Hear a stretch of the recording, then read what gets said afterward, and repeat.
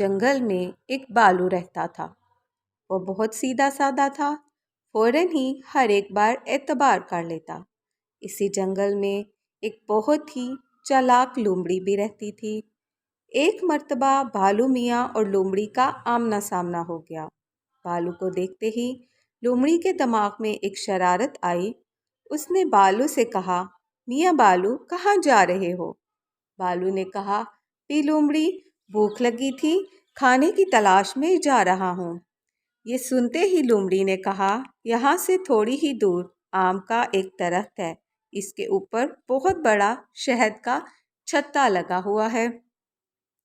مجھے معلوم ہے کہ آپ کو شہد بہت پسند ہے، تھوڑی سی ہمت کریں اور چلے جائیں، آپ کو بہت مزہ آئے گا۔ یہ سنتے ہی بالو فوراً اسی طرف چل پڑا۔ چلتے چلتے بالو تھک گیا، لیکن اسے آم کا درخت کہیں نظر نہ آیا۔ اس نے سوچا، تھوڑی دور اور چل کر دیکھتا ہوں۔ تھوڑی دور گیا تو اسے ایک آم کا درخت نظر آیا۔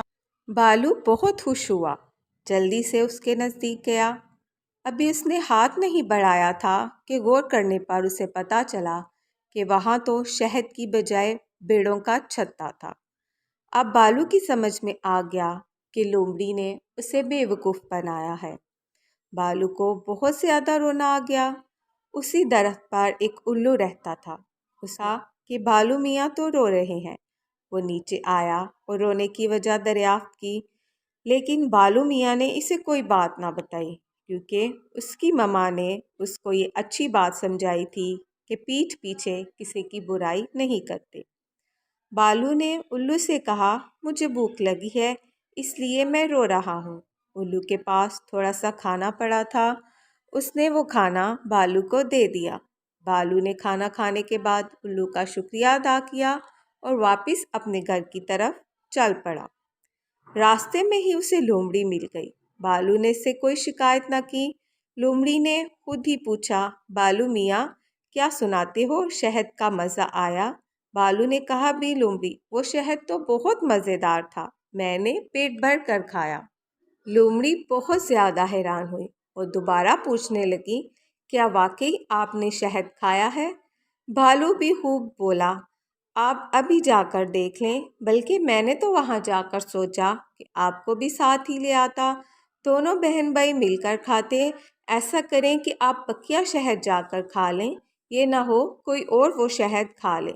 یہ سنتے ہی بھی لومڑی باغ کھڑی ہوئی اور سوچنے لگی کہ میں نے تو ایسے ہی اس کو بیڑوں کا چھتا سمجھا تھا، زیادہ تر شہد تو بالو میاں کھا گئے ہوں گے۔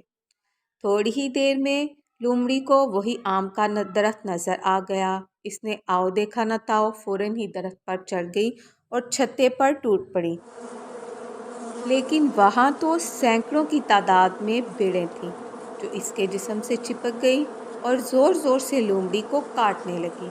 بڑی مشکل سے لومڑی نے ان بھیڑوں سے اپنی جان چھڑائی۔